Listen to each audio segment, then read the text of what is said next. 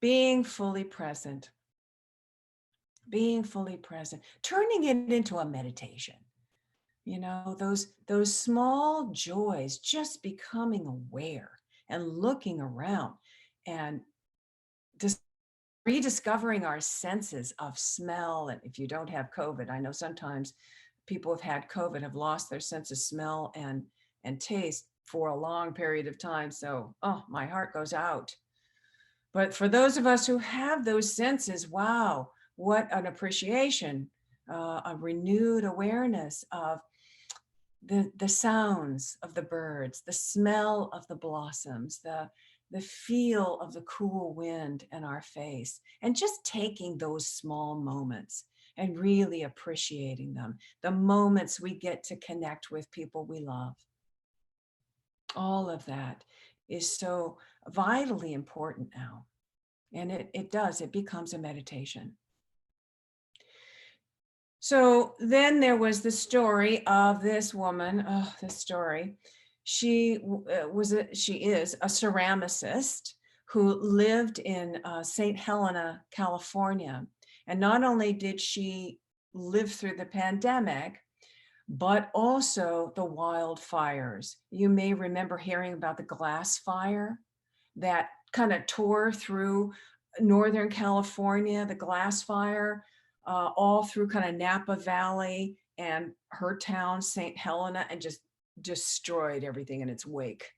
Now she got out okay, but she did not have a moment to grab anything. She had to leave in order to survive. And so everything was burned. Her home, everything she owned was burned.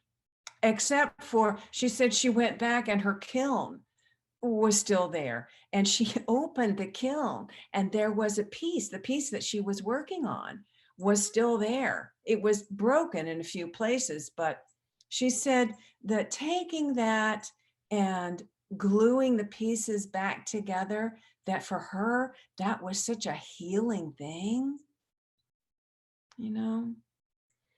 And so after this experience, so she shared this, she said, what this did unexpectedly was refocus me without even my conscious effort in doing so.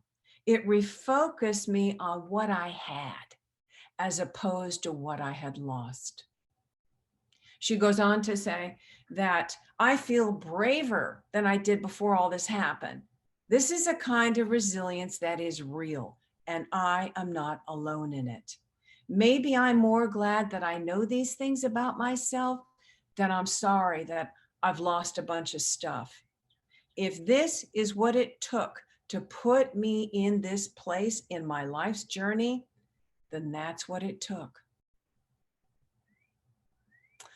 For many people, it takes a tragedy, unfortunately, to birth an awakening. But we don't have to wait. We don't have to wait for a tragedy to refocus us, to refocus our ability to be fully present in our life's journey and focus on what's important and wake up to who we truly are and appreciate what we have and be brave in those moments where we're tempted to shrink back, but to instead be brave, to stand in our truth, to speak up for what we know is right,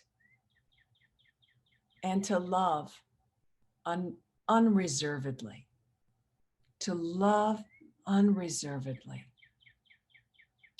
That's what we've got. That is available to us in this moment.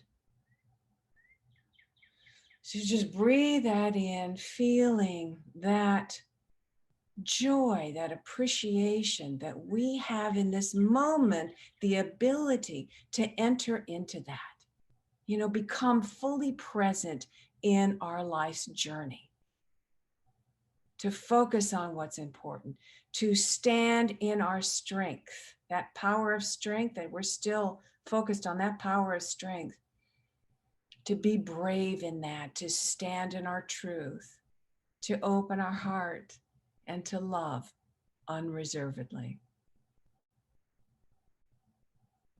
Peace and blessings. Namaste.